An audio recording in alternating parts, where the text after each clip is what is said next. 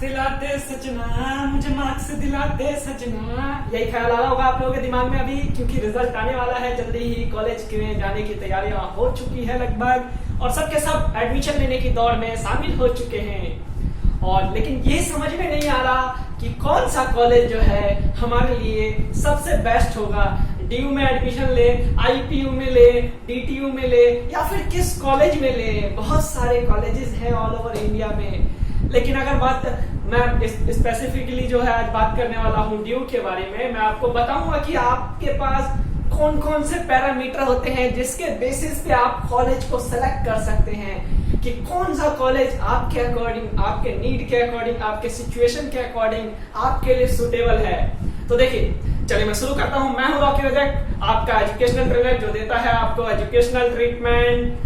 तो आज का ट्रीटमेंट शुरू करने से पहले मैं एक बार आपको इन्फॉर्म कर दूं कि आज का जो डिस्कशन है बहुत ही जबरदस्त होने वाला है, बहुत ही मस्त होने वाला है। क्योंकि कॉलेज को सेलेक्ट करना एक बहुत ही टिपिकल प्रोसेस है, ये बहुत ही जरूरी प्रोसेस है। क्योंकि अगर सही कॉलेज ना मिले तो पूरे 3 साल पछतावा होता है। ग्रेजुएशन के पूरे 3 साल आपको अफसोस रहता है, यार एक बार अगर कॉलेज बढ़िया मिल गया होता तो आज मैं कहीं और होता। वो अफसोस नहीं होना चाहिए आपके दिमाग में। उसी उलझन को सुलझाते हैं। चलिए, तो देखिए, किसी भी कॉलेज को सेलेक्ट करने के लिए कुछ पैरामीटर होते हैं जिसको आपको अपने दिमाग में रखना होता है। फर्स्ट ऑफ ऑल कि आप कौन सा सब्जेक्ट चाहते हैं। सबसे पहला पैरामीटर कि आप किस स्ट्रीम में एडमिशन लेना चाहते हैं, आपका कोर्स क्या है। तो जिस कोर्स में भी एडमिशन लेना चाहते हैं उसमें आपका अपना खुद का इंटरेस्ट होना चाहिए। फर्स्ट पैरामीटर क्या रहेगा कि आपको अपना डिजायर्ड सब्जेक्ट मिल जाए। अब चलिए मान लीजिए डिजायर्ड सब्जेक्ट मिल गया, तो उसके बाद क्या डिजायर्ड सब्जेक्ट मिल गया तो किसी भी कॉलेज में एडमिशन ले लोगे? अरे ऐसे कैसे, तो हमारे शान के खिलाफ हो जाएगा।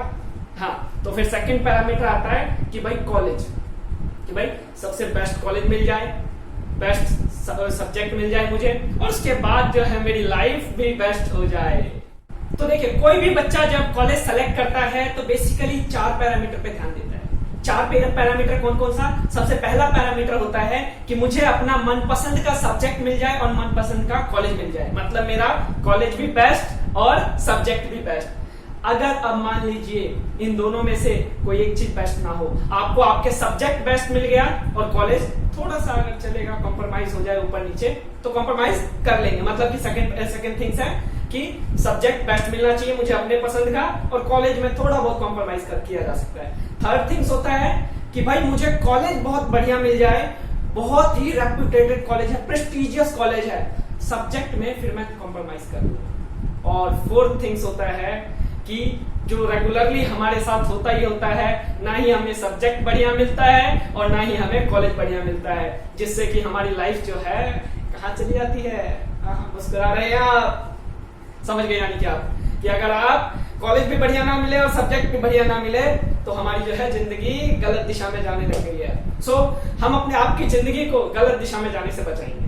तो आपको मैं कुछ पैरामीटर बताता हूं जिस पैरामीटर के बेसिस पे आप कॉलेज सेलेक्ट कर सकते हैं। सबसे पहला पैरामीटर होता है कि भाई हमारा सब्जेक्ट, कि किस सब्जेक्ट में हम एडमिशन लेना चाहते हैं। सबसे पहले आपको ये कोशिश करनी है कि आप जिस सब्जेक्ट में भी एडमिशन लेना चाहते हैं वो सब्जेक्ट आपको मिले, सब्जेक्ट चेंज ना हो, कि आपका जो इंटरेस्टेड सब्जेक्ट है उसी पे आप टिके रहें। सेकंड थिंग्स कि भाई बढ़िया कॉलेज मिल जाए, सब्जेक्ट मेरा बढ़िया मिल गया, उसके बाद मेरा बढ़िया कॉलेज भी मिल जाए। होता है एरिया ऑफ स्टडी, कि आपका किस एरिया में आप पढ़ना चाहते हैं, आपको अपने एरिया का सब्जेक्ट मिल पा रहा है नहीं मिल पा रहा। मतलब अगर साइंस में है तो साइंस का ही सब्जेक्ट मिल पा रहा है नहीं मिल पा रहा, और अगर कहीं ऐसा तो नहीं कि साइंस से आप आर्ट्स में मूव करके जा रहे हैं।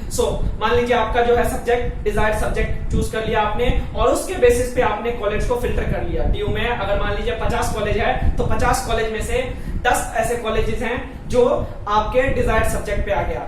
अब उसके बाद क्या करना है, रैंकिंग चेक करनी है, कॉलेज की रैंकिंग चेक करनी है। सेकंड पैरामीटर की जो वो 10 कॉलेज आपके पास आए हैं उस 10 कॉलेज में से सबसे फर्स्ट पे कौन सा है, सेकंड पे कौन सा है, थर्ड पे कौन सा है और सबसे बॉटम में कौन सा है।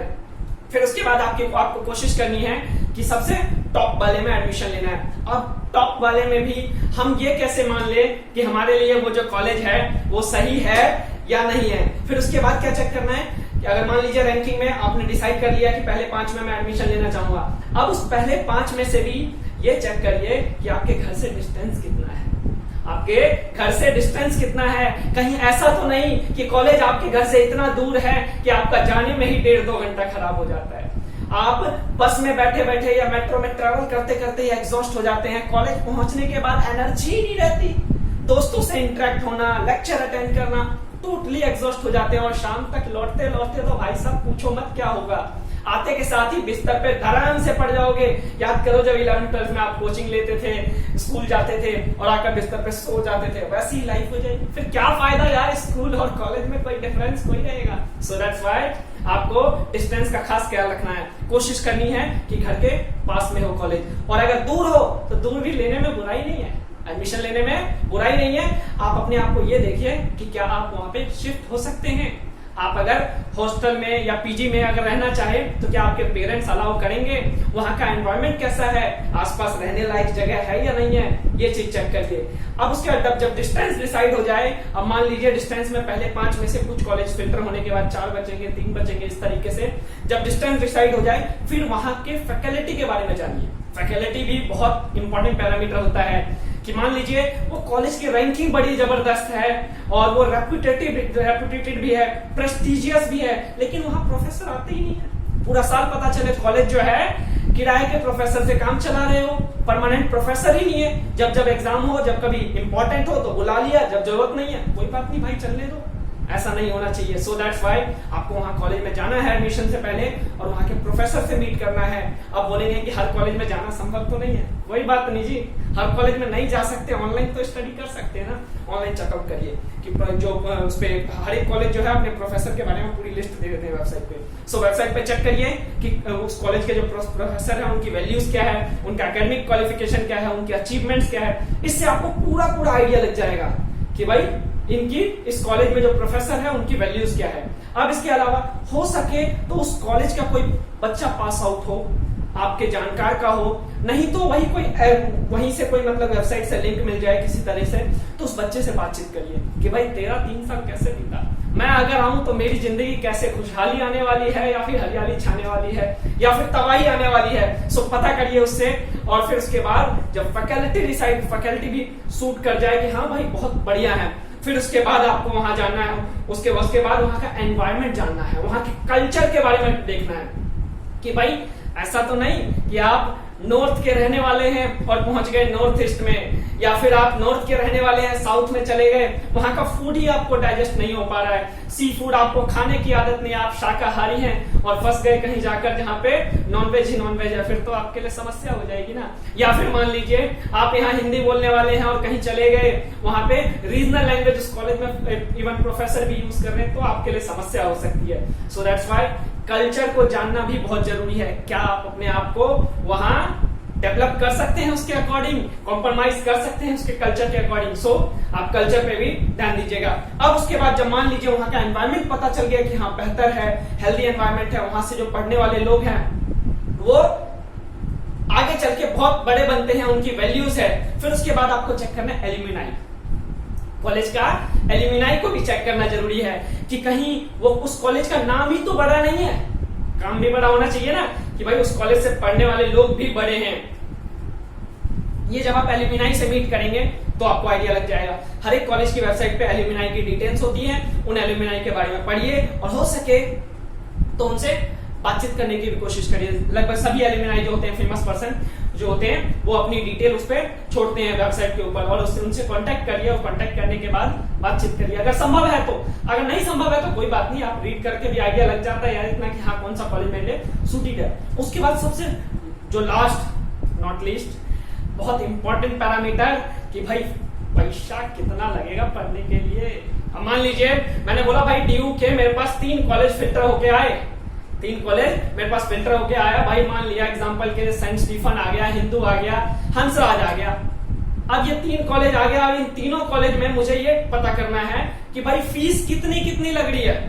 कहीं ऐसा तो नहीं कि भाई जितना कॉलेज की रैंकिंग में थोड़ा बहुत डिफरेंस है और फीस में इतना डिफरेंस है, तो ये तो दिक्कत हो जाएगी ना। सो आपको चेक करना है कि जो फीस ऑप्ट कर रहे हैं कॉलेज वाले वो आपके बजट में है या नहीं है, या फिर कहीं ऐसा तो नहीं एक कॉलेज वाले जो हैं सेम कोर्स का चार्ज इतना कर रहे हैं और दूसरे वाले जो है इतना ज्यादा कर रहे हैं, जबकि रैंकिंग में कुछ डिफरेंस नहीं, सारी फैसिलिटीज सेम है। सो फाइनेंस का भी ध्यान रखना बहुत जरूरी है। सो यही सारे पैरामीटर्स होते हैं जिनके बेसिस पे आप कॉलेज को डिसाइड कर सकते हैं, अपने लिए बेस्ट कॉलेज सेलेक्ट कर सकते हैं। सो दैट्स व्हाई तो आप भी अपने लिए सेलेक्ट करिए और अपने दोस्तों को भी ये चीज पास ऑन करिए कि हाँ तुझे भी अगर कॉलेज सेलेक्ट करना है तो इसी पैरामीटर के बेसिस पे सेलेक्ट करिए। सो ओके, तो आज के लिए इतना ही रखते हैं, फिर मिलेंगे अगली सभा में। तब तक के लिए दुआओं में याद रखिएगा, और अगर वीडियो अच्छी लगी हो लाइक्स कमेंट शेयर तो बनता है ना यार।